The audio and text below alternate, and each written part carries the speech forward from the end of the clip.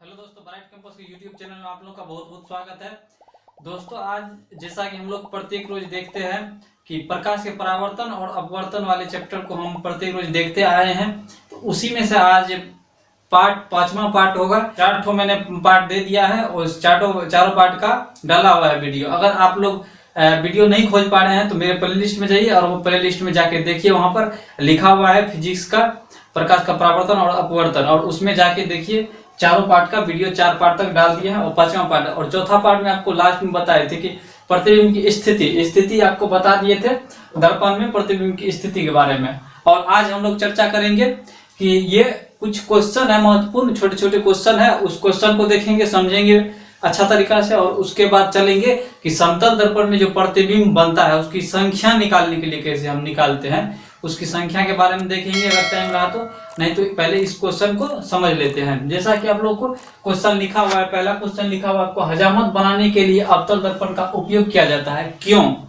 पहले तो जानते थे, आप लोग बताए थे कि हजामत बनाने के लिए किस दर्पण का उपयोग किया जाता है, तो अवतल दर्पण का उपयोग किया जाता है। तो क्यों किया जाता है ये भी क्वेश्चन पूछता है कि क्यों किया जाता है, उसको समझाना पड़ता है और लिखना पड़ता है।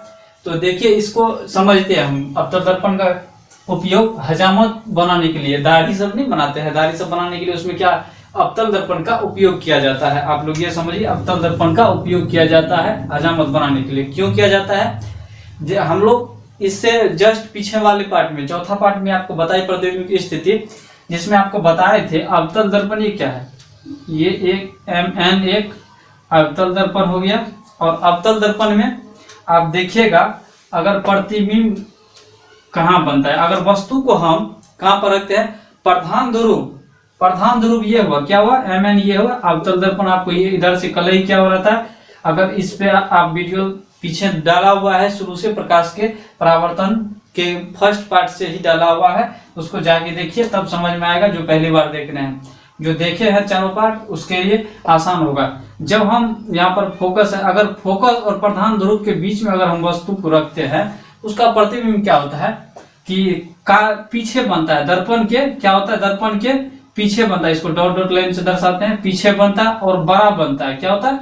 बड़ा बनता है। और क्या क्या बनता है, एक तो काल्पनिक बनता है पीछे, जब भी पीछे बनेगा तो क्या होगा, काल्पनिक बनेगा, और प्रतिबिंब क्या हो जाएगा, सीधा हो जाएगा। जब भी काल्पनिक बनेगा तो प्रतिबिंब सीधा हो जाएगा, और उसका क्या होगा, पर इससे बड़ा होता है, वस्तु से बड़ा होता है। तो क्या होता है कि जब देखते हैं हम कि दाढ़ी सब बनाने में, ये देखिए मुंह का फेस इतना है, और इसको हम बनाएंगे दर्पण में देखेंगे तो क्या होगा, बड़ा बड़ा दिखना चाहिए, तब ना आसान होगा बनाने के लिए। तो क्या होता है कि जब इसको फोकस और प्रधान ध्रुव के बीच में, इसके फोकस और प्रधान ध्रुव के बीच में जब वस्तु को रखते हैं, तो अवतल दर्पण में उसका प्रतिबिंब क्या, दर्पण के पीछे काल्पनिक सीधा और वस्तु से बड़ा बन जाता है, जिससे कि दाढ़ी सब बनाने में आसान होता है। इसीलिए अवतल दर्पण का उपयोग हजामत बनाने के लिए किया जाता है। ये क्वेश्चन पूछता है, बहुत ही इंपॉर्टेंट क्वेश्चन आपको लिखे हैं यहाँ पर। ये सब क्वेश्चन प्रीवियस क्वेश्चन है, इसीलिए हम इसको समझा रहे हैं। अगर ये क्वेश्चन आ जाए परीक्षा में तो कैसे लिखना है, तो लिखना है कि हजामत बनाने के लिए अवतल दर्पण का उपयोग इसीलिए किया जाता है क्योंकि जब अवतल दर्पण में जो हम बोल रहे हैं आप लोग नोट कर लीजिए, उसको अच्छा से लिख पाइएगा तब।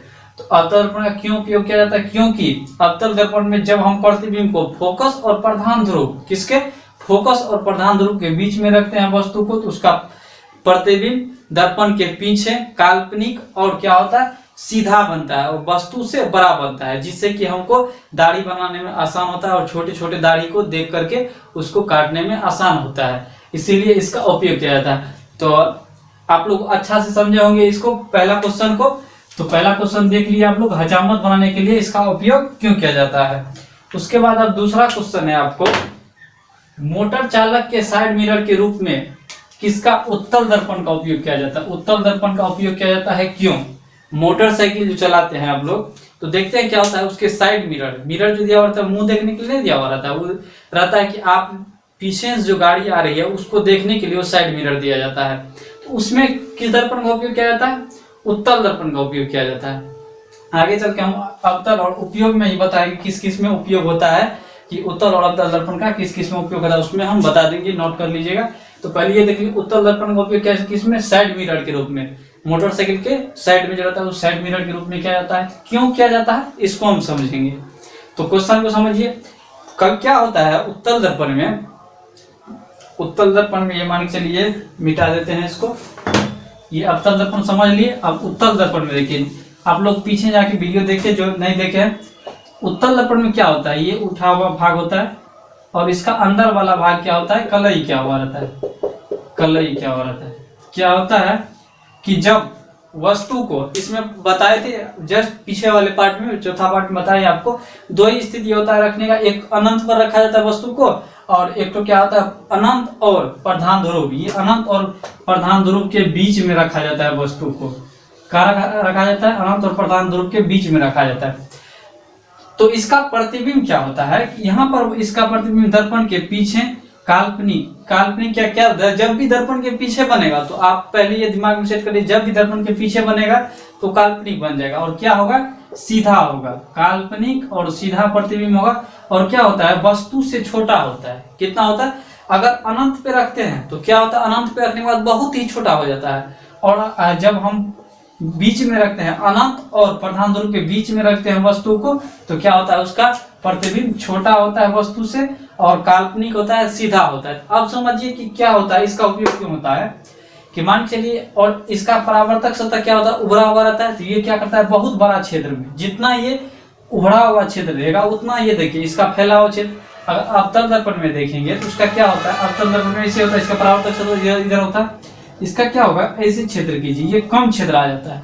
अगर इसी में हम, अब समझिए, देखिए क्या होता है कि जब इसका क्या होता है, ये फैला वाला क्षेत्र होता है। क्या होता है, ये फैला वाला क्षेत्र, देखिए कितना बड़ा क्षेत्र को लेकर है और ये बहुत बड़ा ही क्षेत्र को है। तो क्या होगा कि गाड़ी जो पीछे आएगी तो हम क्या करेंगे, पीछे वाले गाड़ी को जितना ज्यादा से ज्यादा गाड़ी को कवर कर पाएंगे, बहुत से ज्यादा देख पाएंगे कितना गाड़ी आ रहा है। तो क्या करता है, रोड को कवर कर लेता है। और क्या होता है कि वस्तु जो दूर दूर से आ रही है तो जितना बड़ा वस्तु रहता है उसका प्रतिबिंब क्या करता है, छोटा छोटा कर देता है। और छोटा छोटा और क्या करता है, सीधा रहता है, देखने में अच्छा होता है। और छोटा छोटा रहने के कारण क्या होता है, बहुत सारे वस्तु को क्या करते हैं, इतने बड़े में देख लेते हैं। और उससे क्या होता है कि हम पीछे वाले गाड़ी को देख लेते हैं कि इधर से आ रही है और कहाँ पर है, कितना दूरी में है। तो उससे क्या होता है, चलाने में सुविधा होती है कि कौन सा गाड़ी कितना दूर में है पीछे में। तो साइड मिरर में देख लेता है और बहुत ढेर सारा क्षेत्र को देख लेते हैं। इसीलिए इसका उपयोग किया जाता है, क्योंकि उत्तल दर्पण का, आप लोग समझ ले इसमें उत्तल दर्पण का उपयोग क्यों किया जाता है। चलिए अब नेक्स्ट क्वेश्चन देखते हैं। नेक्स्ट क्वेश्चन है आपका तीसरा नंबर क्वेश्चन, दूसरा हो गया। तीसरा क्वेश्चन है, क्या कारण है कि सोलर कुकर में, किसमें, सोलर कुकर में अवतल दर्पण का उपयोग किया जाता है। ये क्वेश्चन तीनों क्वेश्चन पूछता है, क्या कारण है कि सोलर कुकर में अवतल दर्पण का उपयोग किया जाता है। तो समझेंगे इसको क्या कारण है कि देखते हैं कि अवतल दर्पण में हम आपको बताए प्रतिबिंब की स्थिति में कि जब क्या होता है, अनंत से आती हुई प्रकाश की किरण, ये आपको इधर कलई क्या हुआ रहता है, इसमें Mn एक अवतल दर्पण है। और इसमें जब अनंत से आती हुई प्रकाश किरण परावर्तित होती है, परावर्तित होने के बाद यहाँ से लौटती हुई क्या होता है, फोकस से जाती है। किससे, फोकस से इधर जाती है। और फिर क्या होता है, इधर से अनंत से आते हुए, ऐसे बताएंगे आपको प्रतिबिंब, जब अनंत से आती हुई प्रकाश किरण किसी वस्तु से टकरा के अनंत से आती हुई प्रकाश किरण फोकस से होकर गुजरती है और क्या होता है, फोकस पे जाके मिल जाती है एक जगह। तो इसमें सोलर कुकर में इसलिए उपयोग किया जाता है क्योंकि अनंत से आते, सूर्य से क्या होगा, सूर्य से जितना भी प्रकाश आ रहा है उसके साथ जो सूर्य के प्रकाश के साथ साथ क्या होगा, उसमें विकिरण भी होता है, वो आता है। तो वो क्या होता है, एक जगह आके यहाँ पर फोकस पर आके मिल के एब्जॉर्ब हो जाती है, यहाँ पर जमा हो जाता है एक साथ कहे तो।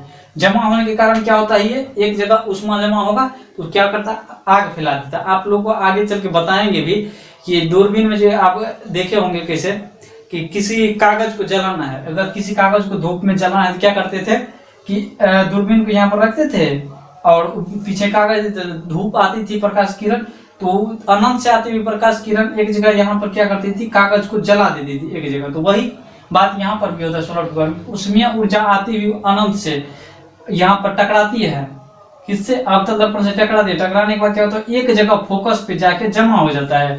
तो इसीलिए इसका उपयोग किया जाता है। तो इस क्वेश्चन को कैसे लिखेंगे कि सोलर कुकर में अवतल दर्पण का उपयोग इसीलिए किया जाता है क्योंकि अवतल दर्पण में अनंत से आती हुई प्रकाश की किरण फोकस पे जाके एक साथ मिल जाती है और इसमें क्या होगा कि अनंत से आते हुए उसमें प्रकाश की किरण एक जगह जाके मिल जाएगी, जिससे कि हमको वहां पर उष्मा प्राप्त हो जाएगा और उससे क्या होगा, कुकर में उष्मा जाने लगेगा तो क्या होगा, हीट होगा, गर्म होने लगेगा। इसीलिए इसका उपयोग किया जाता है। अगला क्या है, समतल दर्पण, अवतल दर्पण और उत्तल दर्पण की पहचान। इस पहचान के बारे में देख लीजिए क्या करना है कि इस दोनों का पहचान कैसे करना है, ये भी क्वेश्चन रहता है। क्वेश्चन समझने के लिए है समतल दर्पण, अवतल दर्पण और उत्तल दर्पण की पहचान। पहचान दो स्थिति में किया जाता है आपको। पहला स्थिति इसको लिख लीजिए, समतल दर्पण के जो हम बोल रहे हैं इस सबको लिखते जाइए। दो स्थिति होता है, कौन कौन सा स्थिति होता है, पहला होता है स्पर्श करके, क्या स्पर्श करके पहचान करना है। और क्या होता है एक तो बिना स्पर्श के, बिना स्पर्श के पहचान करना है। क्या करना है, दो स्थिति में पहचान कर सकते हैं, समतल दर्पण, अवतल दर्पण और उत्तल दर्पण की पहचान। एक तो स्पर्श करके, एक तो बिना स्पर्श करके। तो अब इस दोनों को समझेंगे हम कि अब स्पर्श करके कैसे पहचानेंगे और बिना स्पर्श करके कैसे पहचानेंगे समतल दर्पण, उत्तल दर्पण और उत्तल दर्पण, अवतल दर्पण, तीनों को कैसे हम समझेंगे। तो देखिए पहले देखिए स्पर्श करके समझते हैं। स्पर्श करके अगर हम दर्पण उठाएंगे, पता नहीं है कि मतलब मान के आंख में पट्टी बांध रही है और देखना है कि कौन सा दर्पण आपका हाथ में दे दिए कि कौन सा दर्पण है बताइए, तो उसको क्या बोलते हैं, स्पर्श करके बोलते हैं कि स्पर्श करके छू के उसको हम देखेंगे कि कौन सा दर्पण है, छू के बताएंगे। तो क्या होता है इसमें हम कैसे पहचानेंगे छू के, आपको पीछे भी बताया है क्लास पे, फिर से एक बार देख सुन लीजिए। स्पर्श करके कैसे होगा, दर्पण उठाएंगे, अगर उसका परावर्तक सतह क्या होगा, परावर्तक सतह पूरा प्लेन होगा, पूरा प्लेन जैसा होगा, तो क्या होगा वो समतल दर्पण। जैसा कि आप लोग को ये दर्पण देखिए, दर्पण है, इसमें क्या है, इसका परावर्तक सतह, ये परावर्तक सतह हुआ, ये क्या है, इसका पूरा प्लेन है, तो ये क्या होगा, ये समतल दर्पण में आ जाएगा। आपको लिख लीजिए इसका कि जब स्पर्श करके चीज पहचानेंगे तो ये क्या होगा, समतल दर्पण में आएगा, तो इसका क्या होगा, परावर्तक सतह पूरा समतल होगा। और अवतल दर्पण में अगर देखेंगे, अवतल दर्पण कैसे पहचानेंगे, अगर दर्पण का परावर्तक सतह क्या हो, धसा हुआ हो। धसा हुआ मतलब क्या, ये हाथ है, ये देखिए ये इसका तलहटी क्या हुआ, इस धसा हुआ है, अगर ये इसका परावर्तक सतह धसा हुआ हो तो क्या समझेंगे, वो अवतल दर्पण है। अगर वही परावर्तक सतह ये उठा हुआ हो, ये दोनों साइड उठा हुआ हो परावर्तक सतह, यहाँ पर देखिए ये परावर्तक सतह क्या उठा हुआ, इधर से कल क्या ये परावर्तक सतह देखेंगे ये उभरा हुआ हो, तो क्या समझेंगे, उत्तल दर्पण। ऐसे याद रखिए, उत्तल दर्पण अर्थात उठा हुआ भाग, उत्तल दर्पण अर्थात उठा हुआ भाग जिसका हो उसे उत्तल दर्पण कहेंगे।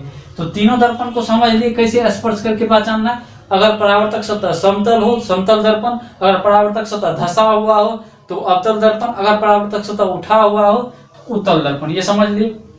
अब बिना स्पर्श करके आप मान चलिए आपको दे दिए ये और पूछ दिए कि बिना स्पर्श करके आप बताइए कि कौन सा दर्पण है, तो कैसे समझेंगे। तो इसके लिए आप देखिए, आपको इसीलिए हम बता दिए थे पहले स्थिति, दर्पण की स्थिति के बारे में बता दिए थे, अवतल दर्पण और उत्तल दर्पण में प्रतिबिंब की स्थिति, और उसी से हमको दिमाग लगा के बिना पहचाने हुए पता करना है, बिना स्पर्श किए हुए। तो स्पर्श करके बिना स्पर्श के कैसे पहचानेंगे, इसको देखिए, देखेंगे कि अब जब दर्पण के पास क्या करेंगे, प्रतिबिंब को ले जाएंगे, वहां पर किसी भी वस्तु को ले जाएंगे दर्पण के सामने और उसका प्रतिबिंब का अवलोकन करेंगे। देखेंगे कि दर्पण में अगर प्रतिबिंब दर्पण के सामने में रखें, कहां पर, फोकस और प्रधान ध्रुव के बीच में रखेंगे वस्तु को, और देखेंगे अगर उसका प्रतिबिंब दर्पण के क्या हो, पीछे बन रहा हो और बड़ा बन रहा हो, वस्तु से क्या हो, बड़ा बन रहा हो, तो कौन सा दर्पण समझेंगे। अगर वस्तु से क्या होगा, अगर बड़ा बनेगा प्रतिबिंब तो क्या समझेंगे कि वो अवतल दर्पण में जाएगा। किस में जाएगा, अवतल दर्पण में। क्या होगा कि जब वस्तु को रखेंगे तो वहां उसका प्रतिबिंब क्या होगा, काल्पनिक तो बनेगा ही, काल्पनिक, सीधा, और वस्तु से क्या हो, बड़ा हो। क्या होना चाहिए, बड़ा होना चाहिए। जब भी बड़ा होगा तो क्या होगा, अवतल दर्पण होगा। अगर फिर उसको रखेंगे वहां पर दर्पण के सामने में वस्तु को, तो उसका प्रतिबिंब देखेंगे, उसका प्रतिबिंब अगर काल्पनिक क्या हो, काल्पनिक हो, सीधा हो, और वस्तु से क्या हो, छोटा हो। अगर छोटा हो तो क्या समझेंगे, वो उत्तल दर्पण है।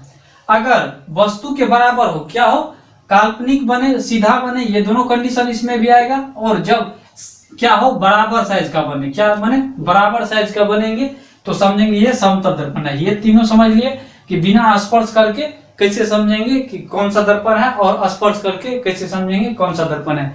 तीनों दर्पण समझ में आ गया। अब आगे चल के हमको पढ़ना है इसका उपयोग। क्या अवतल दर्पण और उत्तल दर्पण का उपयोग क्या है, और अवतल दर्पण और उत्तल दर्पण में अंतर क्या है, दोनों में अंतर भी समझेंगे। ये दोनों क्वेश्चन पूछता है कि अवतल दर्पण और उत्तल दर्पण में अंतर स्पष्ट करें, 5 नंबर के क्वेश्चन में आता है। और इसका उपयोग भी पूछता है कि आप बताइए, जैसा कि ये देखिए यहाँ पर किसमें हजामत बनाने में अवतल दर्पण का उपयोग, और कुकर में भी, सोलर कुकर में भी अवतल दर्पण का उपयोग, और साइड मिरर के रूप में उत्तल दर्पण का उपयोग। तो आप लोग लिख लीजिए, उपयोग में डायरेक्ट डैश दे करके लिख लीजिए। उपयोग में हम बता देते हैं कि उत्तल दर्पण का, अवतल दर्पण का पहले लिख लीजिए। अवतल दर्पण का उपयोग किसमें, हजामत बनाने के लिए किया जाता है। रुक जाइए, इस सबको मिटा देते हैं पहले, ये सब समझ लिए हैं। चलिए यहाँ पर देखिए, उपयोग में देखिए, उपयोग में क्या करेंगे हम लोग देखेंगे। उपयोग में होगा अवतल दर्पण के उपयोग देखेंगे पहले। अवतल दर्पण में उपयोग देखेंगे। अवतल दर्पण किस किस में उपयोग किया जाता है, हजामत बनाने के लिए। और किस में किया जाता है, सोलर कुकर में किया जाता है, जैसा कि यहाँ पर लिखा हुआ है सोलर कुकर में किया जाता है। और किस में किया जाता है, इसका दूरबीन में किया जाता है। और किस में किया जाता है, और ये सूक्ष्मदर्शी में भी इसका उपयोग किया जाता है। किसमें, सूक्ष्मदर्शी में तो वैसे लेंस का उपयोग किया जाता है। इसमें ये अब अवतल, उसमें उत्तल अवतल लेंस जब बताएंगे तब सूक्ष्मदर्शी में बताएंगे। इसमें क्या किया जाता है, हजामत बनाने में, सोलर कुकर में उपयोग किया जाता है। और किस में किया जाता है, ये आगे चल के जो हेडलाइट होता है, गाड़ी की हेडलाइट जो होता है, हेडलाइट में भी इसका उपयोग किया जाता है। हेडलाइट में, गाड़ी के हेडलाइट में भी इसका उपयोग किया जाता है। किसका, अवतल दर्पण का। उत्तल दर्पण का अवतल दर्पण का उपयोग क्या हुआ, हेडलाइट में भी किया जाता है। इसका दूरबीन में बता दिए आपको। अवतल दर्पण का हजामत में, सोलर कुकर में, दूरबीन में। और क्या होता है, डॉक्टर क्या करता है, डॉक्टर कान, नाक, आंख में, इस सब में क्या करता है, इसका उपयोग किया जाता है। क्या किया जाता है, अब देखिए, अब तो मैंने आपको बताया था कि प्रतिबिंब, अगर वस्तु अगर छोटा रहता है उसका प्रतिबिंब क्या करता है, उसको बड़ा कर देता है, बड़ा बन जाता है। तो उसको क्या डॉक्टर उपयोग इसलिए करता है। कान नाक में देखिए, कान वाला छोटा सा भाग छिद्र रहता है, इसके अंदर में अगर कोई पदार्थ देखना है तो छोटा छोटा रहता है, तो उसको बड़ा वाला साइज में दिखेगा तब ना उसको दिखाई देगा। इसीलिए इसका उपयोग डॉक्टर भी करता है। आंख कान नाक के चिकित्सा में इसका उपयोग किया जाता है अवतल दर्पण का। अब उत्तल दर्पण का देखिए, उत्तल दर्पण का उपयोग कहाँ कहाँ होता है। उत्तल दर्पण का उपयोग, इसका ज्यादा उपयोग नहीं होता है, बस इसका ये देखिए साइड मिरर के रूप में होता है, और कहीं कहीं पर बड़े रूम सब में परावर्तक से, मतलब फर्श के रूप में उसका उपयोग किया जाता है, ताकि फर्श में क्या करे, अच्छा से क्वालिटी आए, उसके लिए उपयोग किया जाता है। और इसका ज्यादा उपयोग नहीं होता है। तो ये दोनों देख लिए। अब देखेंगे अवतल और उत्तल दर्पण में अंतर देखेंगे। अंतर समझिए, यहाँ पर अंतर कैसे देखेंगे इसका, अवतल और उत्तल दर्पण में। अब पूछ देता है कि अंतर बताए, दोनों में क्या बताए, अंतर बताए। तो क्या करेंगे, लिखेंगे अवतल और उत्तल दर्पण में अंतर, ऐसे लिख देंगे अवतल दर्पण। या हम रुक जाइए एक मिनट,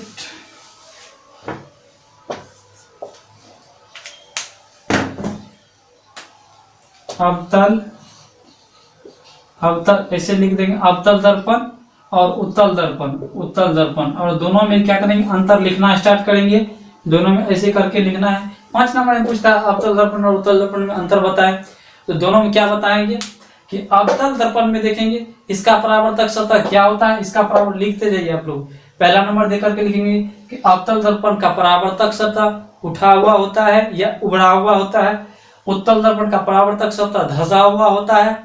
इसमें देखेंगे सेकंड नंबर में लिखेंगे, इसमें क्या होता है, काल्पनिक और वास्तविक। अवतल दर्पण में काल्पनिक और वास्तविक दोनों प्रकार के प्रतिबिंब बनते हैं। उत्तल दर्पण में क्या होता है, इसमें सिर्फ काल्पनिक प्रतिबिंब बनते हैं।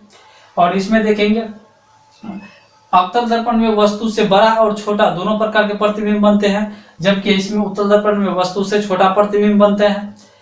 और इसमें ढेर सारा उपयोग है, जैसे आपको पीछे बताया अवतल दर्पण उत्तल दर्पण डिटेल से बता दिया है, तो वहां पर जाके देखिए वीडियो और दोनों का अंतर क्या कीजिए लिख लीजिए बढ़िया अच्छा से, दोनों का अंतर लिख लीजिएगा तो सही रहेगा। उसके लिए आप उसको अच्छा से लिख पाइएगा।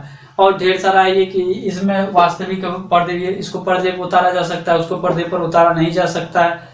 तो इस दोनों को इस प्रकार से आप लोग ढेर सारा इसमें अंतर लिख सकते हैं, तो लिख लीजिए। इसके आगे चल के बताते हैं आप लोग दर्पण, समतल दर्पण क्या है उसके बारे में देखेंगे। जैसा कि आप लोग बताए थे शुरू में कि आपको बताएंगे कि समतल दर्पण को जब एक जगह दो समतल दर्पण रखा जाता है तो उसके बीच में प्रतिबिंब बनती है, ढेर सारा प्रतिबिंब बनता है। प्रतिबिंब की संख्या कैसे निकालते हैं उसके बारे में बताएंगे। तो पहले समतल दर्पण के बारे में कुछ जान लीजिए कि समतल दर्पण क्या, समतल दर्पण ये क्या हुआ, समतल दर्पण हुआ। ये देखिए पहले समतल दर्पण हम बना देते हैं आपको। ये समतल, ये सीधा इसका, ये यहाँ पर हमको सीधा नहीं होता है, खींचने में दिक्कत होता है, मार्कर चलाने में इस पे। तो ये मान के लिए समतल दर्पण हुआ। और इसका क्या होता है, एक साइड क्या हुआ, कलई क्या हुआ रहता है, एक साइड कलई क्या हुआ रहता है आपको बताए दर्पण में, पीछे में बताए। और एक साइड क्या होता है परावर्तक सतह, एक क्या हुआ समतल दर्पण हो गया। इसके पीछे कलई क्या रहता है, ये समतल दर्पण। अब देखिए इसके बारे में देखते हैं। समतल दर्पण में जिसका परावर्तक सतह क्या हो, पूरा प्लेन हो, उसको समतल दर्पण कहते हैं। उसके बारे में देखेंगे। और इसमें क्या होता है, प्रतिबिंब क्या होता है, काल्पनिक होता है, सीधा होता है और वस्तु के बराबर होता है। अगर वस्तु जितना बड़ा है तो उसका प्रतिबिंब क्या होगा, उतने बड़ा बनेगा। और उसका क्या होगा, काल्पनिक होगा, सीधा होगा। और दर्पण के तो पीछे, जब भी काल्पनिक बनेगा दर्पण की क्या होगा, पीछे बनेगा। तो मान के चलिए यहाँ पर कोई वस्तु है, यहाँ पर कोई वस्तु है, ये मान के चलिए एक वस्तु है कोई यहाँ पर। तो इसका क्या होगा, प्रतिबिंब अगर बनेगा तो क्या होगा, इसका प्रतिबिंब यहीं यहाँ पर बनेगा, सेम यहीं पर बनेगा। और जितना बड़ा ये है, जितना बड़ा, छोटा बड़ा हो रहा है तो कोई बात नहीं, लेकिन जितना बड़ा ये वस्तु है उतना बड़ा ये क्या होगा, इसका प्रतिबिंब भी सेम साइज का बनेगा, एकदम जितना साइज का ये है उतने साइज का बनेगा। अगर जितना ये पीछे है तो प्रतिबिंब क्या होगा, उतने पीछे होगा, सेम साइज में रहता है इसका प्रतिबिंब। इसीलिए वस्तु जितना पीछे, प्रतिबिंब क्या होगा उतना ही पीछे। अगर वस्तु को खींचेंगे इधर तो क्या होगा, प्रतिबिंब पीछे भागेगा।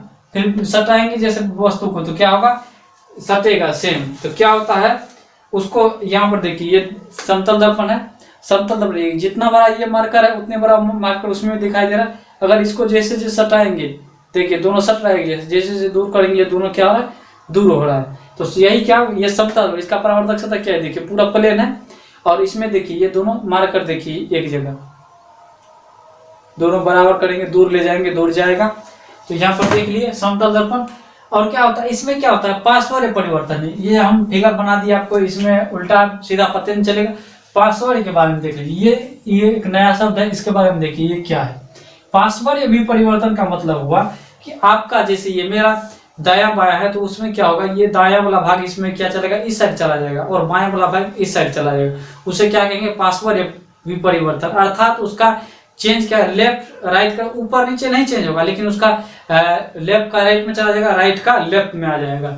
तो क्या होगा इसमें, मान के चलिए ये देखिए दूसरा प्रतिबिंब देखिए समतल दर्पण में इसका कैसा बनेगा, पार्श्व विपरिवर्तन का लिख लीजिए। इसका जब वस्तु का क्या होता है, लेफ्ट राइट में चला जाता है और राइट क्या होता है, दायां साइड प्रतिबिंब। अगर वस्तु का प्रतिबिंब का बायां साइड क्या हो, दायां साइड में चला जाए, और दायां साइड क्या हो, बायां साइड में चला जाए, तो उसे क्या करते हैं, पार्श्व विपरिवर्तन करते हैं। जैसे मान के लिए देखिए ये एक आर यहाँ पर बना हुआ है, इसका प्रतिबिंब कैसे बनेगा, इसका प्रतिबिंब जस्ट क्या होगा, इसका उल्टा हो जाएगा।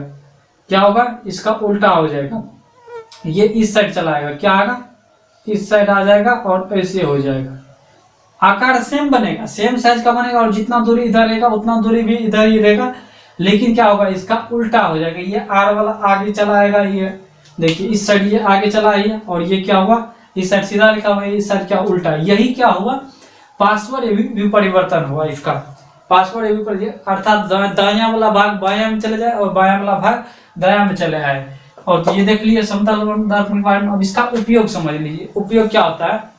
तो इसका उपयोग हम क्या करते हैं, अपने घर में भी करते हैं, और मुंह सब देखने में सुंदरता बढ़ाने के लिए हम क्या करते हैं, अपने रूम में, बाथरूम में, हर जगह इसका उपयोग कर देते हैं, और दीवार सब में लगा देते हैं। तो इसका उपयोग क्या करते हैं, समतल दर्पण का अपने घरेलू उपयोग में सुंदरता बढ़ाने के लिए इसका उपयोग किया जाता है। ये आप लिख सकते हैं इसके उपयोग में। बाथरूम में कहीं कहीं देखे होंगे कि मिरर लगा होता है, तो क्या होता है, समतल मिरर लगा होता है। हम लोग वैसे अक्सर क्या है, समतल मिरर ही यूज करते हैं, सुंदर मुंह सब फेस सब को देखने के लिए समतल दर्पण ही उपयोग करते हैं। इसका उपयोग भी समझ लिए, ये समझ लिए। आप देखिए इसका आपको बताए थे कि मान के चलिए इसका इसके बीच में देखिए प्रतिबिंब की संख्या के बारे में कैसे निकालते हैं उसके बारे में देख लीजिए। ये मान के चलिए दो बना दिया आपको, ये एक समतल दर्पण हुआ, ये प्लेन इसका पूरा, ये मान के लिए प्लेन पूरा हुआ, इसका समतल दर्पण हो गया। अगर ये दर्पण हम खींच दिए यहाँ पर, ये बड़ा भी छोटा, इसको बड़ा छोटा कर सकते हैं जितना बड़ा हो सके, लेकिन इसका परावर्तक ये दोनों समतल दर्पण। अब इस दोनों के बीच में अगर कोई वस्तु यहाँ पर रखी, इसका प्रतिबिंब क्या होगा, ढेर सारा प्रतिबिंब बन जाएगा। अगर ये यहाँ पर है तो इसका प्रतिबिंब ढेर सारा बन जाएगा। तो उसको कैसे निकालेंगे उसके बारे में हम देखते हैं। इसको प्रतिबिंब निकालने की संख्या में, प्रतिबिंब संख्या निकालने के लिए 3 स्थिति होती है। क्या होती है? 3। समतल दर्पण में प्रतिबिंब की संख्या निकालने के लिए समतल दर्पण क्या है, प्रतिबिंब की संख्या निकाले। तो इसमें क्या होता है, इसमें 3 स्थिति आता है आपको।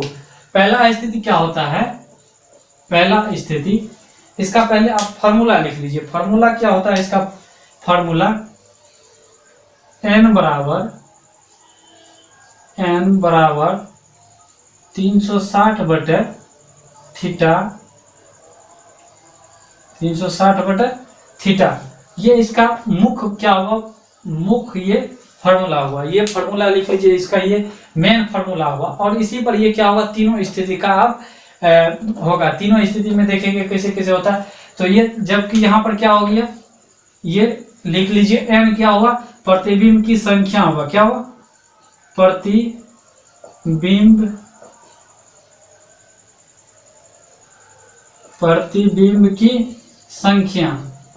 की संख्या लिख लीजिए।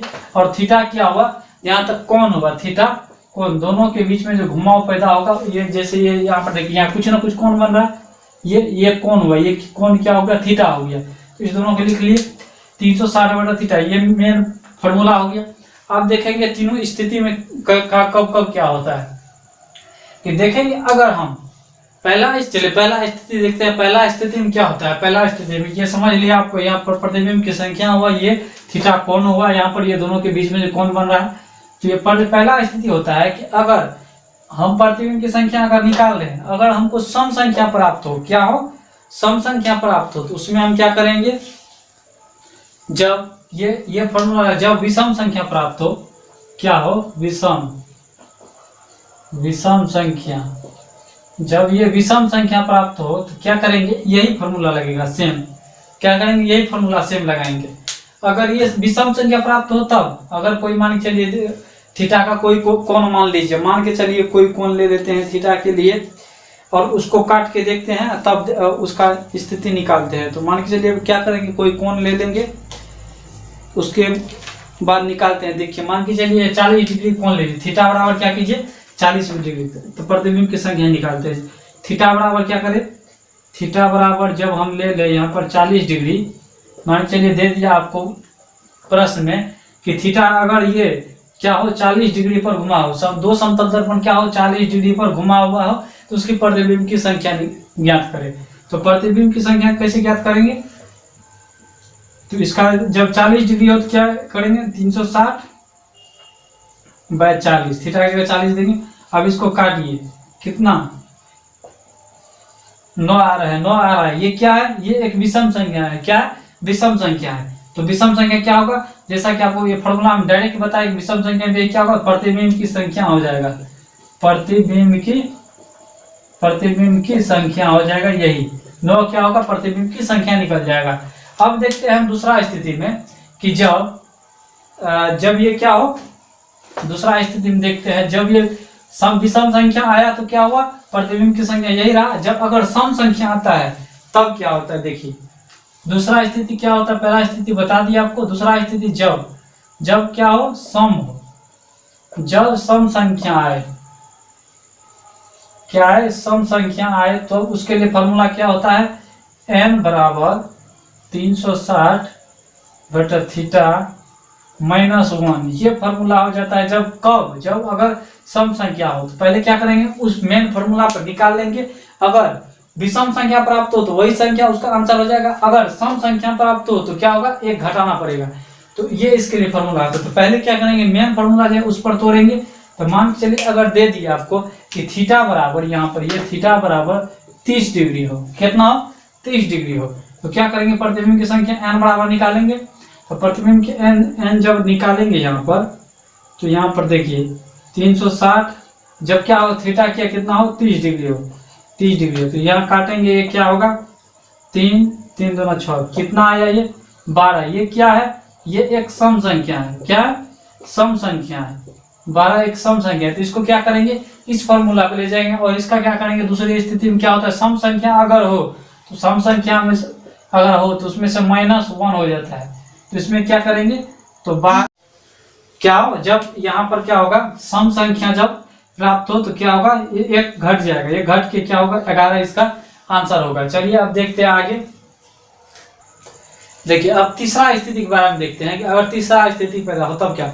मान के लिए विषम संख्या प्राप्त हुआ, तो देख लिए उसका सेम जो विषम संख्या निकलेगा वही उसका आंसर हो जाएगा। सम संख्या में क्या होगा कि सम संख्या निकला तो उसमें से क्या करेंगे, एक माइनस घटा देंगे और उसका प्रतिबिंब की संख्या निकालेंगे। आगे चल के हम आपको बताएंगे, 5-6 नॉमिकल भी बताएंगे। आगे चल क्वेश्चन डालेंगे और उस क्वेश्चन का आंसर आप लोगों को बताएंगे। तो क्वेश्चन के अनुसार आपको बता देंगे, 3-4 क्वेश्चन बना करके, उसको भी देख लीजिएगा। तो चलिए देखिए, पहले इसको देख लीजिए। तीसरा स्थिति क्या करेंगे, अगर वो हमको क्या हो, भिन्न के संख्या में अगर प्राप्त हो तब क्या करेंगे।